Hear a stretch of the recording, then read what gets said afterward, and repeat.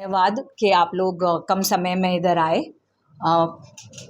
जो वक्फ का bill pass हुआ है वो सीधे सीधे हमारे संविधान के आर्टिकल 26 का उल्लंघन है और ये मामला सुप्रीम कोर्ट में भी है। काफ़ी लोगों ने मुझसे ये कहा कि वक्फ का बिल पास हो गया है, लेकिन कल ये 22 तारीख को वक्फ बिल के अगेंस्ट एक बड़ा इवेंट होने वाला है, तो पर बिल तो पास हो गया है। पर लोगों को मैं याद दिलाना चाहूँगी कि 3 कृषि कानून भी बिल पास हुआ था, लेकिन भाजपा की सरकार को घुटने टेकने पड़े और वो बिल वापस लेना पड़ा।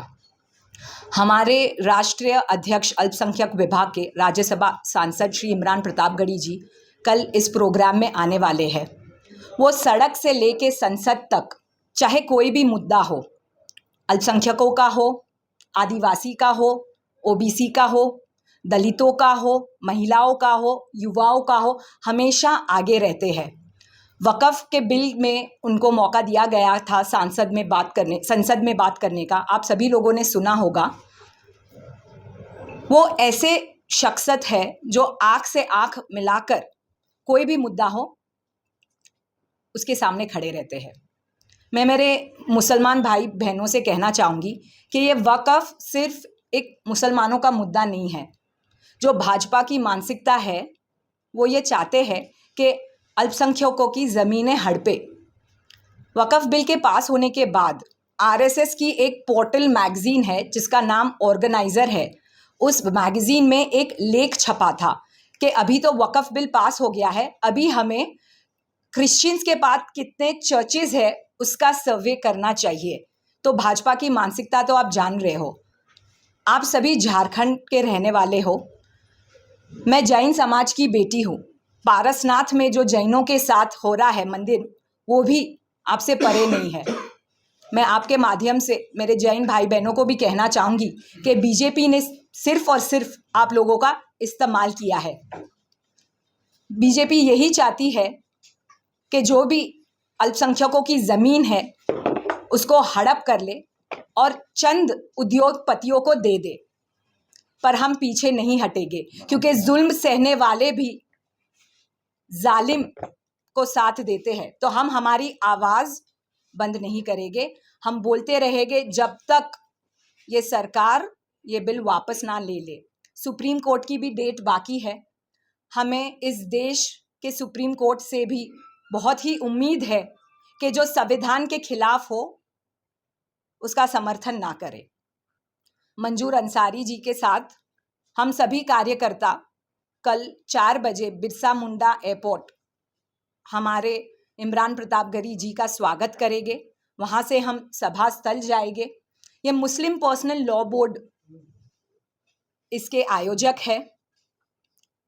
तो हम चाहेंगे कि आप लोग जो इतने शॉर्ट नोटिस पर इधर आए हो, कल भी आप आइए और हर एक कोने तक, हर एक घरों में, ना सिर्फ अल्पसंख्यक, हिंदुओं के भी पास, आदिवासियों के भी पास ये मैसेज पहुंचाए कि जो आरएसएस और भाजपा की मानसिकता है डिवाइड एंड रूल की, जो ब्रिटिशर्स की मानसिकता थी, वही आज भी दोहराना चाहते हैं। लेकिन हम सब एकजुट हैं और उनका सामना करेंगे।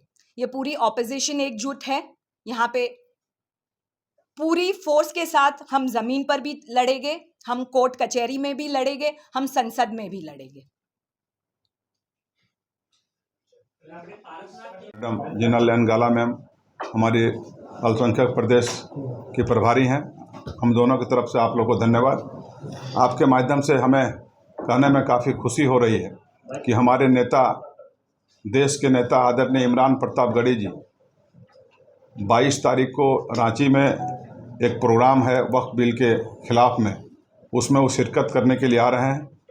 हम आपके माध्यम से झारखंड के सभी अल्पसंख्यक बंधु से मेरा अपील होगा कि इस कार्यक्रम को सफल बनाने में आपका इस कार्यक्रम में आना हमारे लिए कामयाबी की सबूत होगी।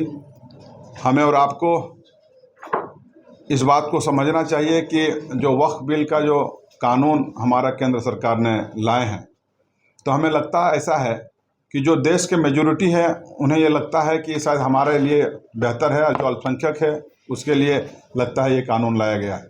हमारा ये मानना है कि केंद्र सरकार की जो मानसिकता रही है 10 सालों के अंदर में, इनका मानसिकता ऐसा रही है कि किसी न किसी बहाने से जो अल्पसंख्यक का लाखों एकड़ जो ज़मीन है इस देश में, उसको किसी न किसी उद्योगपति के नज़र है उस पर, तो कोई ना कोई बहाना करके वो चाहती है केंद्र सरकार कि हम उद्योगपतियों को सौंपें। तो हमारा ये मानना है, आप और हम सब ये जानते हैं, वक्फ एक ऐसा चीज़ है जो कोई भी व्यक्ति, वक्फ करने का मतलब किसी व्यक्ति को वक्फ नहीं करता है, वो ये नियत से करता है, ख़ास करके जो माइनॉरिटी हैं, कि वो वक्फ किसी भी तरह का जो ज़मीन है वो अपने अल्लाह के नाम में, रब के नाम में, गॉड के नाम में वो करते हैं।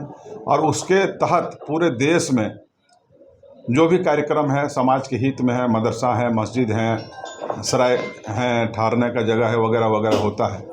तो इसी के खिलाफ में देश के बहुत चुनिंदे लोग आ रहे हैं इस कार्यक्रम में। हमारे आदरणीय इमरान प्रताप गढ़ी साहब भी इस प्रोग्राम में आ रहे हैं। तो हम चाहेंगे कि आपके माध्यम से अपने सभी लोगों से अपील करेंगे कि इस ऐतिहासिक कार्यक्रम को सफल बनाने में आपके तरफ से सहयोग मिले, और आने वाला जो समय हो केंद्र सरकार को ये मजबूर होना पड़ेगा इस कानून को फिर से वापस लेने के लिए।